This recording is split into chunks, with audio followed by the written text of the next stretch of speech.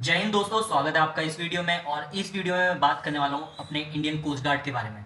तो Indian coast guard बहुत ही similar होता है हमारे इंडियन नेवी की। थोड़ा सा डिफरेंस होता है। आपको अगर मैं एनालॉजी बताऊं तो इंडियन आर्मी जो होती है और बीएसएफ होती है, बॉर्डर सिक्योरिटी फोर्स, उसी के एनालॉजी में हमारी इंडियन कोस्ट गार्ड और इंडियन नेवी होती है। अगर आपने सुना होगा, आजकल इंडियन कोस्ट गार्ड की पीएसबी एफएसबी के बारे में बहुत सुना होगा। अब ये एग्ज़ाम भी कंडक्ट कराने लगी है सीडेक के थ्रू। तो हमारा मार्च में एग्ज़ाम हुआ था। तो आपको मैं बताता हूँ, मैंने ना रिसेंटली एफएसबी दी थी। तो एफएसबी में क्या होता है, ये सिमिलर होता है हमारे स्टेज 2 ऑफ एसएसबी, जो हमारा आर्मी नेवी और एयरफोर्स के लिए कंडक्ट कराया जाता है। तो उसमें जो इंटरव्यू होता है ना, उसमें हमसे इंडियन कोस्ट गार्ड के बारे में बहुत डिटेल में बात की जाती है। मैंने अभी अप्रैल में ही एक एफएसबी दी थी। तो उसमें मेरे से तो नहीं पूछा था, क्योंकि मैं रिपीटर था। तो उनको एक्सपेक्ट करते हैं वो कि मुझे इतनी नॉलेज होगी इंडियन कोस्ट गार्ड के बारे में। लेकिन जो फ्रेशर्स थे और अदर कैंडिडेट्स थे, मैंने उनसे बात की। तो उनके इंटरव्यू में उनसे कोस्ट गार्ड के बारे में पूछा गया था, उनकी चार्टर के बारे में पूछा गया था, ये कब एस्टेब्लिश हुई थी, कोस्ट गार्ड डे कब मनाया जाता है, और बहुत सारी चीज़ें इंडियन कोस्ट गार्ड से रिलेटेड पूछी गई थी। तो आज मैं इस वीडियो में वही सब बात करने वाला हूँ। अगर आप इंडियन कोस्ट गार्ड के बारे में जानना चाहते हैं या आप इंडियन कोस्ट गार्ड की एफएसबी देने जा रहे हैं, तो आपको ये बहुत ही ज़्यादा हेल्पफुल होगा। और अगर आप पीएसबी की तैयारी कर रहे हैं या एफएसबी की तैयारी कर रहे हैं to join Indian coast guard as an assistant commandant, तो आपके लिए ये वीडियो बहुत ही हेल्पफुल रहेगी। और अगर आपको पीएसबी पहले ही अटेम्प्ट में कैसे क्लियर करना है, इस पे मैंने वीडियो बना दिया था, क्योंकि मैंने पहले ही अटेम्प्ट में पीएसबी क्लियर की थी। तो आप वो वीडियो जरूर देख सकते हैं, आपको जरूर हेल्पफुल लगेगी। तो चलो यार दोस्तों, वीडियो स्टार्ट करते हैं। तो सबसे पहले बात करते हैं इंडियन कोस्ट गार्ड है क्या, ये एजेंसी किस लिए होती है, क्या काम करती है। तो Indian coast guard is a maritime law enforcement and search and rescue agency of India, और जिसका ज्यूरिसडिक्शन होता है टेरिटोरियल वाटर्स और कंटिगुअस जोन और एक्सक्लूसिव इकोनॉमिक जोन। तो ये जो तीन चीज़ें हैं ना, ये टेरिटोरियल वाटर्स, कंटिगुअस जोन और एक्सक्लूसिव इकोनॉमिक जोन, मैं आपको थोड़ी देर में समझाऊंगा। अभी के लिए आप समझ जाइए कि ये पुलिस होती है जो वहाँ पे लॉ इन्फोर्स करती है, और वहाँ पे ज्यूरिसडिक्शन होता है उस एरिया में जो भी इलीगल एक्टिविटीज़ हो रही है उनको प्रिवेंट करने के लिए ये काम करती है। Indian Coast Guard was formally established on 1 February 1977 by the Coast Guard Act 1978 passed by the Parliament of India। और ये जो इंडियन कोस्ट गार्ड होती है, ये मिनिस्ट्री ऑफ डिफेंस के अंडर काम करती है। हमारी जो बहुत सारी सेंट्रल आर्म पुलिस फोर्सेज हैं वो हमारी होम मिनिस्ट्री के अंडर में आती हैं, लेकिन ये जो इंडियन कोस्ट गार्ड है ये काम करती है under the ministry of defence. जो कोस्ट गार्ड होती है वो काम करती है close cooperation with the Indian navy, department of fisheries, department of revenue, customs and central and state police forces.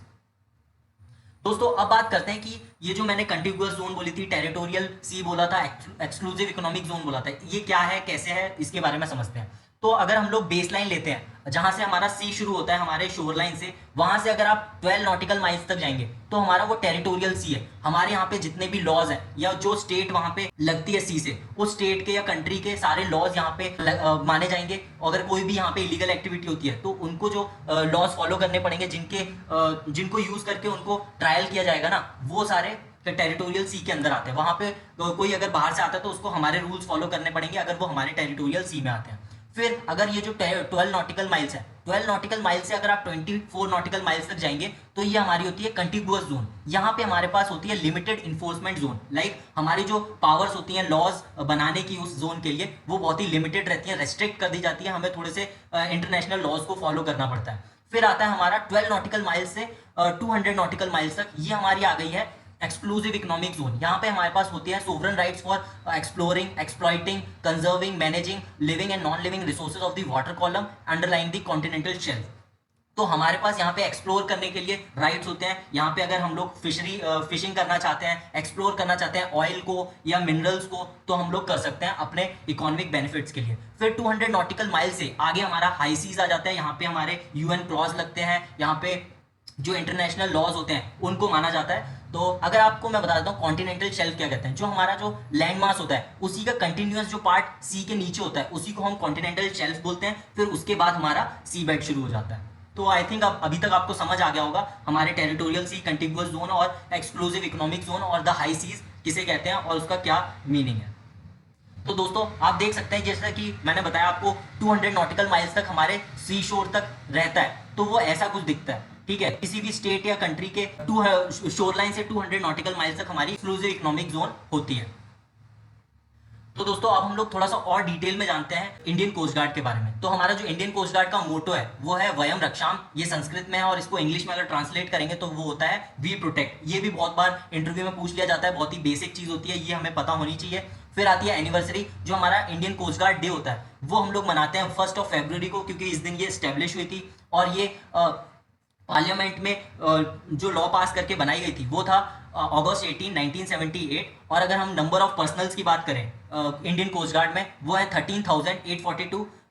ये जो रिकॉर्ड है ये according to the records of 2018-19। अगर हम लोग ऑपरेशनल स्ट्रक्चर की बात करें तो जो इंडियन कोस्ट गार्ड का हेडक्वार्टर है वो Indian coast guard headquarters New Delhi में है, और जो अभी हेड है वो है हमारे वीरेंद्र सिंह पठानिया, डायरेक्टर जनरल। तो ये जो डायरेक्टर जनरल है, मैं आप इसके बारे में और डिटेल में बात करूंगा थोड़ी देर से। और ये जो साहब आप देख रहे हैं ये हमारे वीरेंद्र सिंह पठानिया है और ये हमारा इंडियन कोस्ट गार्ड का फ्लैग। अब बात करते हैं missions of Indian coast guard. ये बहुत ही ज्यादा इंपॉर्टेंट है, क्योंकि मैंने जितने भी कैंडिडेट से बात की है, जो भी एफएसबी देने गए हैं उनका इंटरव्यू हुआ है, तो missions of Indian coast guard पक्का पूछा जाता है, तो इसके बारे में बात कर लेते हैं। Safety and protection of artificial islands, offshore terminals and other installations, जैसे कि कहीं भी हमारे आर्टिफिशियल आइलैंड्स हैं, अगर कोई आइलैंड्स है उसकी भी प्रोटेक्शन के लिए हमारी इंडियन कोस्ट गार्ड जिम्मेदार रहती है। और protection and assistant to fisherman and mariners at the sea, आपने देखा होगा जैसे कि कोई फिशरमैन है और अगर तूफान आंधी आ जाती है तो उनकी भी प्रोटेक्शन और सेफ्टी के लिए इंडियन कोस्ट गार्ड जिम्मेदार है, वही रेस्क्यू करती है और उनको असिस्टेंस भी प्रोवाइड कराती है। Preservation protection of marine ecology and environment including pollution control, तो इसके अंडर में पोल्यूशन कंट्रोल भी आता है। इनके पास वेसल्स होते हैं जो स्पेसिफिकली होते हैं पोल्यूशन कंट्रोल करने के लिए, तो ये भी बहुत ही इंपॉर्टेंट फील्ड है इंडियन कोस्ट गार्ड जिसमें काम करती है। Assistant to the department of customs and authorities in anti smuggling operations, आपने देखा होगा बहुत सारे न्यूज आती रहती है कि इंडियन कोस्ट गार्ड ने एक शिप पकड़ी जिसमें बहुत सारा ड्रग्स था, करोड़ों की वैल्यू वाला ड्रग्स होता है। तो आप ये जो फोटो से आप देख सकते हैं, जैसे ये ड्रग्स स्मगलिंग हो रही थी, अगर ये टेरिटोरियल वाटर्स में आ जाते हैं ड्रग्स के साथ, तो इंडियन कोस्ट गार्ड उनको पकड़ लेती है, इलीगल एक्टिविटीज को प्रिवेंट करती है और इन लोगों को ट्रायल पे चढ़ा दिया जाता है। फिर बात करते हैं law enforcement in territorial as well as international waters. ये जो टेरिटोरियल सी मैंने आपको बताया, यहाँ पे जो हमारे स्टेट लॉज होते हैं, कंट्री के लॉ होते हैं, वो सारे उन लॉज के अकॉर्डिंग ये लॉ इन्फोर्स करती है उस जोन में। और इंटरनेशनल वाटर्स में ये लॉ इन्फोर्स करती है with the under the supervision of Indian navy. Scientific data collection and support भी प्रोवाइड करती है। National defence during hostilities under the operational control of the Indian navy. तो आप सोच रहे होंगे कि यार ये इंडियन नेवी भी पानी में काम करती है, इनके पास भी एयरक्राफ्ट होते हैं, तो what is the difference between Indian navy and Indian coast guard? तो अगर मैं सिंपल सा बताऊं तो इंडियन नेवी में ये होती है एक हाई लेवल पे काम करने के लिए। इनके पास जो एयरक्राफ्ट होते हैं, इनके जो शिप्स होते हैं, बहुत ही हाई लेवल पे काम करने के लिए होते हैं। अगर कोई वॉर हो जाता है, अगर हम लोग किसी कन्फ्रंटेशन में आ जाते हैं, हॉस्टिलिटीज में आ जाते हैं, तो Indian navy is the leading defence force, तो हम लोग इंडियन नेवी को यूज करते हैं। लेकिन अगर हम लोगों को लॉ इन्फोर्स करना है, अगर छोटे लेवल पे हम लोगों को हॉस्टिलिटीज को कन्फ्रंट करना है, तो हमारी इंडियन कोस्ट गार्ड आ जाती है। रेस्क्यू एंड सर्च ऑपरेशन में भी इंडियन कोस्ट गार्ड हेल्प करती है। तो there is a level of difference, like जो काम इंडियन नेवी करती है वो हाई लेवल पे करती है और Indian coast guard low level पे करती है। तो दोस्तों missions of Indian coast guard के बाद आती है operative regions of the Indian coast guard.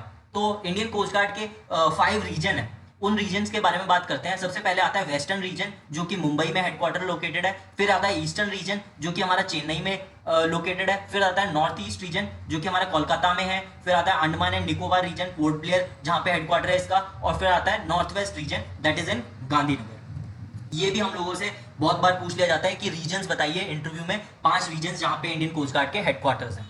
अब हम लोग एक बहुत ही इंपॉर्टेंट एस्पेक्ट की बात करने जा रहे हैं। पता नहीं क्यों बट इंडियन कोस्ट गार्ड में जब हम लोग इंटरव्यू देने जाते हैं तो वहां पे बहुत ज्यादा फोकस दिया जाता है रैंक स्ट्रक्चर पे और उसके इक्विवेलेंट रैंक जो कि हमारे दूसरे आर्म्ड फोर्सेज में होते हैं। तो सबसे पहले इंडियन कोस्ट गार्ड की रैंक्स के बारे में बात करते हैं। तो सबसे पहले आप जब कमीशन होंगे तो आपका जो कमीशन होगा वो रैंक में होगा असिस्टेंट कमांडेंट। फिर अगर आपका 2 साल के बाद आपका हो जाएगा असिस्टेंट कमांडेंट आफ्टर 2 ईयर्स। फिर आता है डेप्यूटी कमांडेंट, फिर आता है कमांडेंट जूनियर ग्रेड, फिर आता है कमांडेंट लेवल 13 पे स्केल, फिर आता है डेप्यूटी इंस्पेक्टर जनरल, फिर इंस्पेक्टर जनरल और फिर डायरेक्टर जनरल या एडिशनल डायरेक्टर जनरल। तो ये वाली रैंक तो बहुत इंपॉर्टेंट है ही, लेकिन इसी के साथ आपके जो इक्विवेलेंट रैंक्स होती है दूसरी आर्म्ड फोर्सेस की ब्रांच में, वो भी बहुत ज्यादा इंपॉर्टेंट है। मेनली आपको याद करना चाहिए, आपको पता होना चाहिए इंडियन नेवी की इक्विवेलेंट रैंक्स के बारे में। जैसे डायरेक्टर जनरल होता है डायरेक्टर जनरल जो रैंक है वो नेवी में किस रैंक के इक्वल होती है, दैट इज वाइस एडमिरल। तो आपको इक्विवेलेंट रैंक्स के बारे में पक्का से पता होना चाहिए। और अगर आपको दूसरी फोर्सेस के इक्विवेलेंट रैंक भी पता है, जैसे कि डेप्यूटी इंस्पेक्टर जनरल हो गया ब्रिगेडियर के इक्वल,